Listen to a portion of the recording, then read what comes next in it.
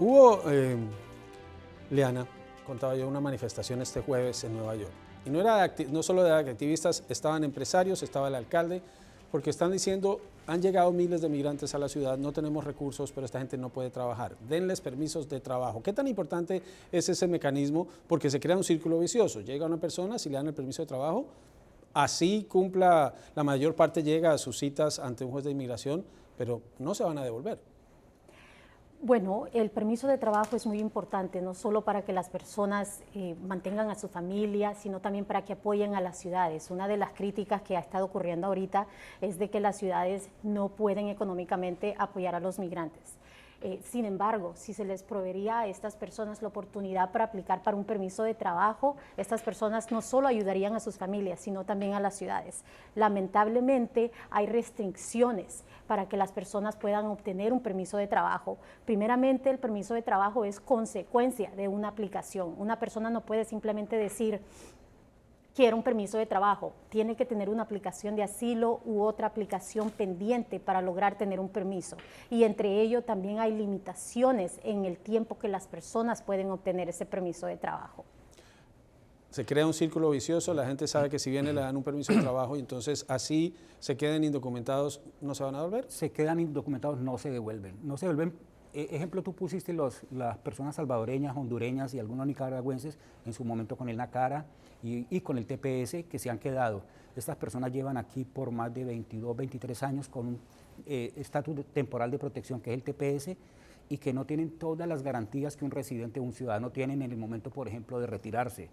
O sea, no pueden accesar al Social Security para que le regrese su dinero trabajado, por ejemplo. Estas personas se van a quedar, indocumentados o documentados se van a quedar. Entonces, la mejor opción, y yo respaldo al compañero de Chicago que habla, por ejemplo, de la generación de empleo y el aporte que tú dices que le darían al capital, por ejemplo, de cada ciudad, es brindándoles la oportunidad de tener un documento legal para poder trabajar. Emilio, ¿son dos temas distintos? Sí, mira, yo entiendo la necesidad de poder trabajar aquí. Y inclusive ahora estaban hablando del TPS. En otra vida yo firmé TPS para los países de Centroamérica. Así que yo entiendo lo importante que es y yo entiendo también las comunidades que son beneficiarios de ese TPS. Pero también hay que solicitar un permiso de trabajo. El permiso de trabajo no se entrega, no se regala.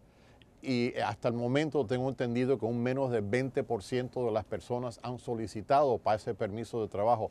Así que ni siquiera uno puede multar, digamos, o acusar al gobierno federal en no hacer lo suficiente. El permiso de trabajo se otorga si uno lo solicita. Y ahí yo creo que necesitamos un poco más de educación para las personas que tienen que saber cómo se solicita, cuáles son los beneficios de solicitar un permiso de trabajo, etcétera.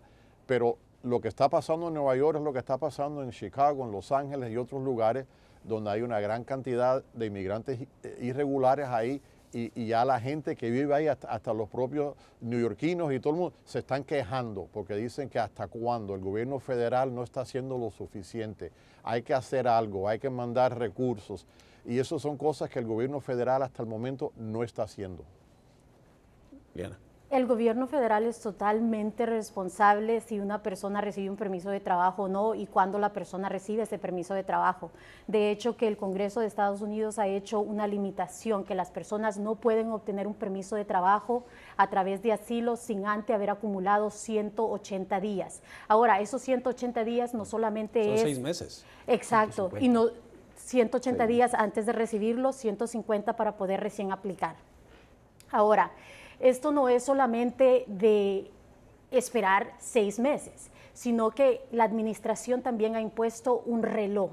Y ese reloj es lo más complejo que usted se puede imaginar, pero para simplificarle la situación, si la persona causa cualquier demora, si no se presenta para tomar las huellas, si la persona no se presenta para la audiencia, ese reloj para. Y eso significa que la persona no puede aplicar para un permiso de trabajo. Entonces estoy en desacuerdo, según lo que entendí del compañero, que las personas pueden libremente aplicar para un permiso de trabajo y de que el gobierno no está administrando cuánto tiempo se demora. Ahorita, aunque las personas apliquen a tiempo, las renovaciones están tardando más de 15 meses. para obtener un permiso de trabajo, a pesar de que hay una automática extensión, está aproximada a terminar en octubre.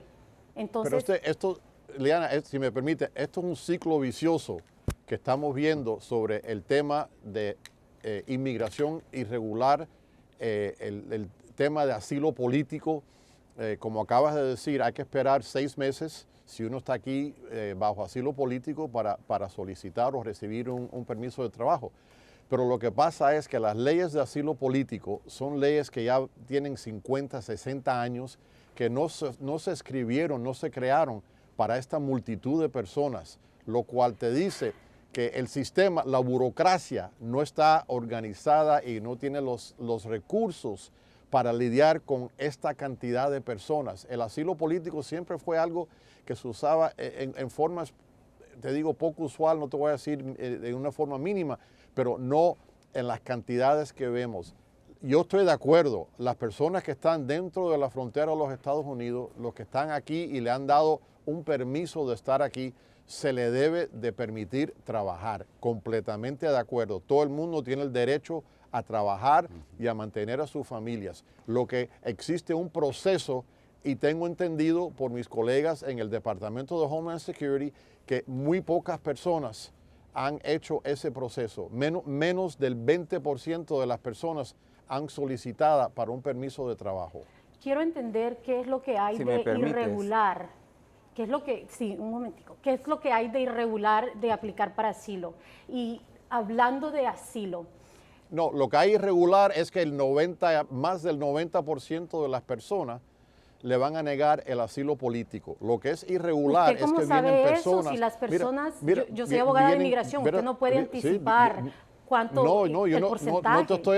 no te estoy anticipando, te estoy diciendo de las conversaciones y lo que yo he visto en distintas cortes de inmigración. Esta gran cantidad de personas van a ser negadas. En este país, las leyes nuestras dicen que si una persona llega a la frontera, puede pedir asilo político, punto. Y cuando uno pide asilo político, empieza uno un proceso, y es un proceso muy distinto que un proceso de una persona cruzando la frontera ilegal, etc.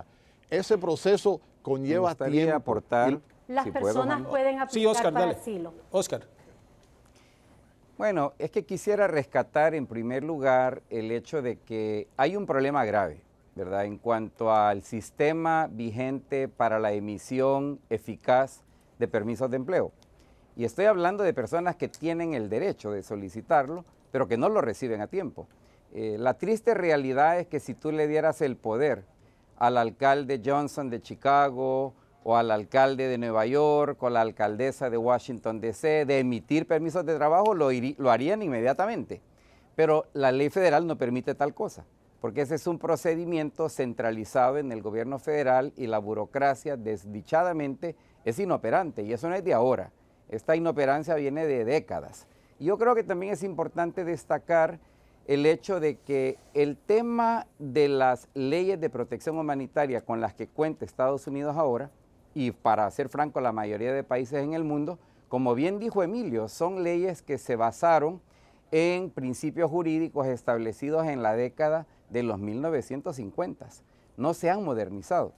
Y en ese sentido, mucha gente dice, las personas que están solicitando asilo hoy no van a recibirlo porque no califican. Si ustedes recuerdan, Jeff Sessions, el fiscal general de Trump, lo decía clarísimamente, ¿verdad? No van a calificar y por lo tanto ni siquiera permitámosles solicitar.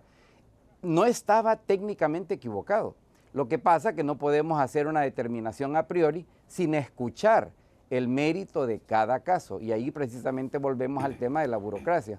Pero lo que es cierto es que estas personas, si se les permitiera inmediatamente trabajar, lo harían con mucho gusto. Pero lo último que quiero señalar, hay más de 8 millones de personas en Estados Unidos, de los 11 y pico que se dice que viven en el país sin autorización migratoria, que trabajan todos los días y no tienen ningún permiso de trabajo. Es decir, que es posible en esta nación de leyes que la gente, tanto los trabajadores como los patronos, tengan relaciones laborales al margen de la ley. Lamentablemente siempre nos enfocamos en demonizar al trabajador, pero no hablamos de quien los emplea, y ambos son violadores de la ley arcaica que tenemos vigente en este momento. Liana. Tengo que aclarar algo muy importante porque creo que estamos haciendo un sumario perezoso de la ley de inmigración. Primeramente, la ley de inmigración en Estados Unidos dice que una persona es elegible para asilo si esa persona ha sufrido persecución en el pasado o tiene una idea bien fundada que va a sufrir persecución en el futuro a raíz de 5 categorías. No solamente es el aspecto político, sino tenemos el aspecto de raza, nacionalidad, religión y membresía en un grupo particular social. Entonces, lo que acaban de decir ustedes, de que la ley no se ha modernizado y que no es para estas personas, tienen algo correcto, y el resto está totalmente equivocado. Lo correcto es, después de la Segunda Guerra Mundial, No, desacuerdo contigo, Liana, lo siento mucho. Los líderes del mundo dijeron, no queremos que esto vuelva a pasar. Y por eso es que hicieron la ley de asilo. Sin embargo, la ley de asilo se tiene que modernizar para incluir también persecución de género. El mundo ha evolucionado, las leyes tienen que evolucionar. La crisis climática que estábamos mencionando también es un factor desestabilizador de poblaciones que los obliga a migrar inclusive. El hambre, por ejemplo, radical, que no está contemplada ni en los procesos de refugio ni en los procesos de asilo, que son dos procesos. Pues de eso vamos a hablar. diferentes. Emilio, pero tengo que ir a mira, la pausa. entonces, Les prometo que tras la pausa le doy la palabra a Emilio y a Oscar. Seguimos con la conversación y tenemos que hablar de las políticas del actual gobierno, del gobierno Biden, que no son muy diferentes de las políticas del gobierno anterior. Ya volvemos.